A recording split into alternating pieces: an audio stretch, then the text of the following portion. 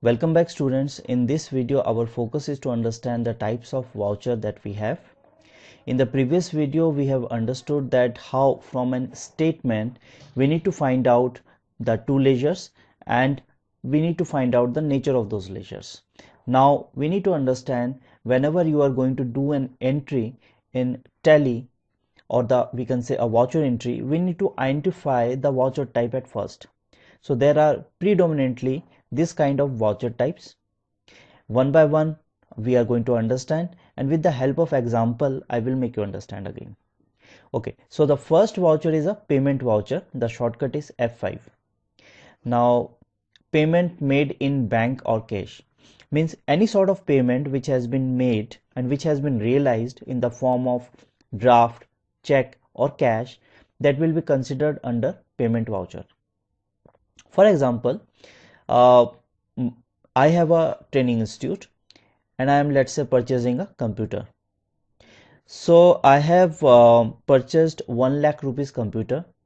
Out of 1 lakh, 70,000 payment I have done and 30,000 payment is on credit,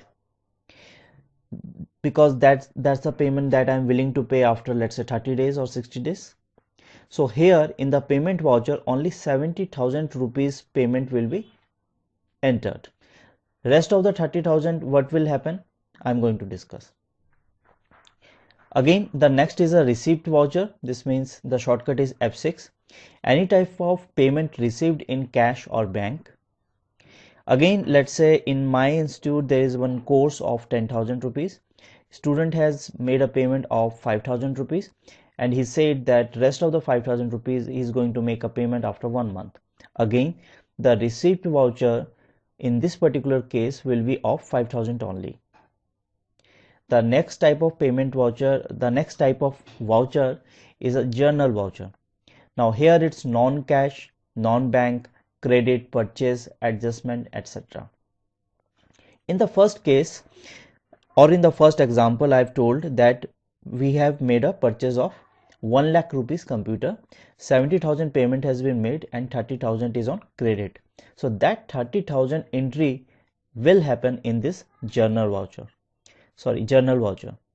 Similarly, for the receipt voucher, I have given you one example that student has made the payment of rupees 10,000. The course fee was 10,000. He has made the payment of 5,000 and 5,000 was on credit, means he is going to make the payment after 1 month. So that remaining 5,000 amount again is going to be entered in this journal voucher. The fourth type of voucher is contra voucher. The shortcut is F4. Cash to cash, cash to bank, bank to cash and bank to bank.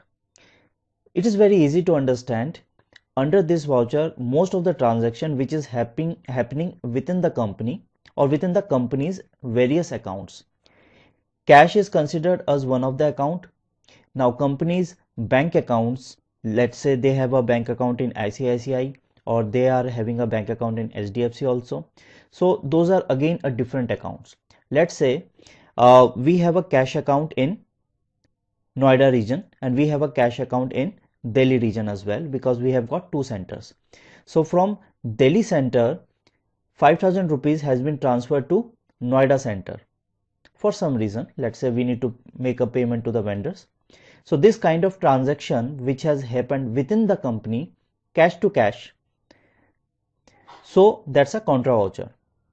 Again, let's say from Noida cash account, money has been transferred to ICICI bank account of rupees 10,000. So this kind of transaction will be considered as cash to bank. Now again, let's say company's ICICI bank account, they have transferred 20,000 rupees from their ICICI bank account to HDFC bank account. So this kind of transaction will be considered as bank to bank. Again, from their bank account, if they have transferred some money to their cash account, so that will be considered as bank to cash. The next type of voucher is a sales voucher. The shortcut is F8. Sales of trading item. It is very easy to understand when a company is selling something. Now it's not sell of any goods or any services. This has to be company's trading item. What does I mean? Let's say mine is a training institute and I have purchased a computer. That's my fixed assets. and because that computer is old, I'm going to sell it. Now I'm selling my fixed assets, I'm not selling my trading item, so that will not be considered under sales voucher. Now let's say a shirt manufacturing company is selling shirts because it's their trading item, so that will be considered under sales voucher. Similarly, with purchase voucher, the shortcut is F9, purchase of trading item. Let's say if I am purchasing a computer which is a fixed assets for a training company, that will not be considered under purchase voucher because I am purchasing a fixed assets. If I am purchasing something which is related to my trading item, then that will be considered under purchase voucher. Let's say again a shirt manufacturing company is purchasing cotton. It's a raw material in order to produce shirts, so that will be considered under purchase voucher. So predominantly these are the 6 type of voucher that we will encounter. Now we need to understand this with the help of example.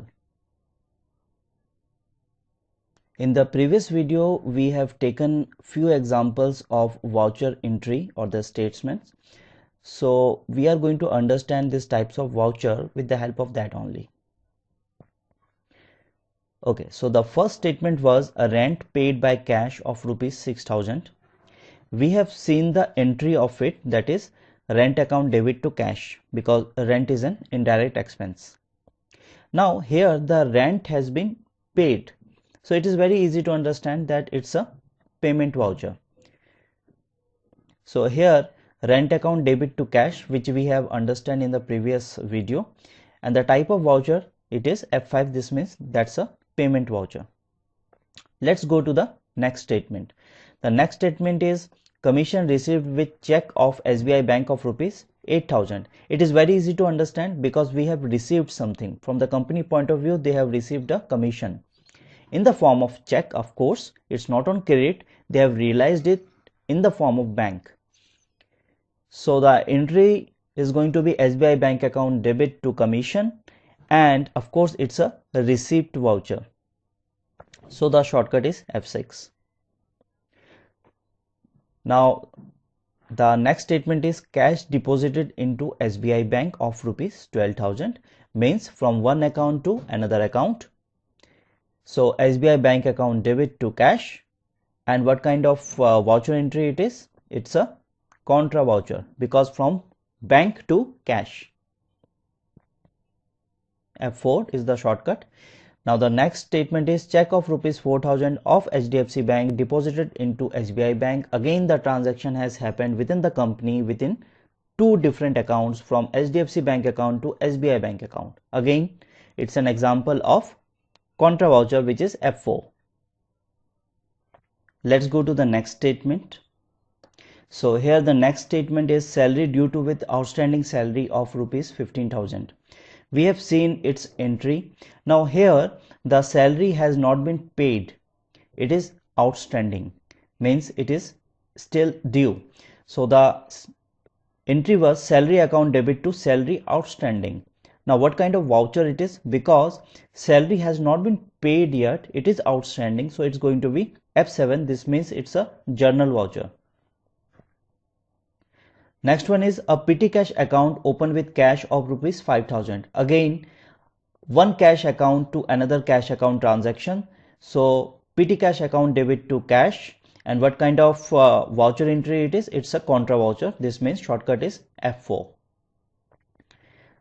Next statement is interest paid to Mr. Shyam of rupees 8,000. Now interest has been paid, so simply it's a payment voucher. That's going to be the entry, and of course F5, that's a payment voucher. Now we are absolutely ready to do the voucher entry in Tally, and that we are going to see in the next video practically. This is it for the video. Thank you for watching. Have a nice day.